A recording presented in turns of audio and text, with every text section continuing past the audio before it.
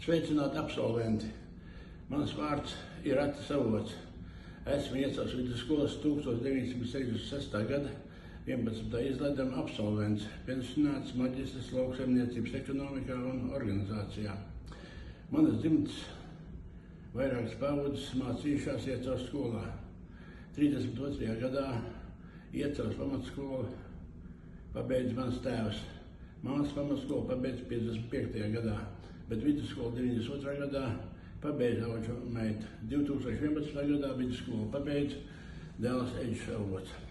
Skolas gadi laikā no 55. līdz 66. gadam man aizritēja sarkanajā skolā.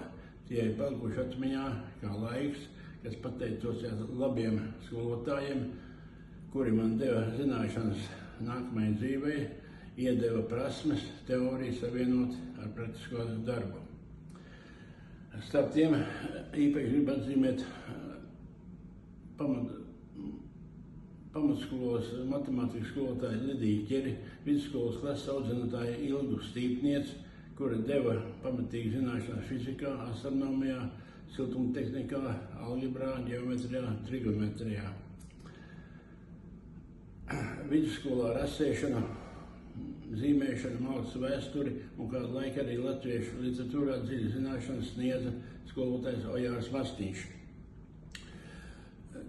Interesants saistos bija Latvijas pirmās brīvās laika skolotājs Gustavs Vītiņš, kurš mācīja bioloģiju, zooloģiju un botāniku, bija zinošs fizikā un ķīmijā.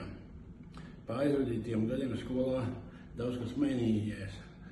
Tā 69. gadā pirmo reizi vidusskolas izlaidums notika jaunajā Baltijā skolā. Skolas ir vēl 37. 90. gadā notika pirmais 12. klases izlaidums. Pēdējās 10 gadēs uzbūvēts jauns moderns stadions, Baltijai skolai piebūvēta jauna aktu zāle.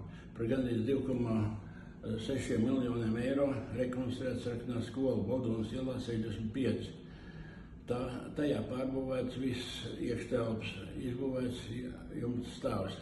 Tagad viena no senākajām un skaistākajām Iecavas ēkām ir guvusi jauna elpa. Tajā iecavnieku vajadzībām izvietots novada sociālā dienesta Iecavas filiāli un daudzfunkcionālais sociālo pakalpojumu centrs, ko apsaimnieko biedrība Cerības Spārni.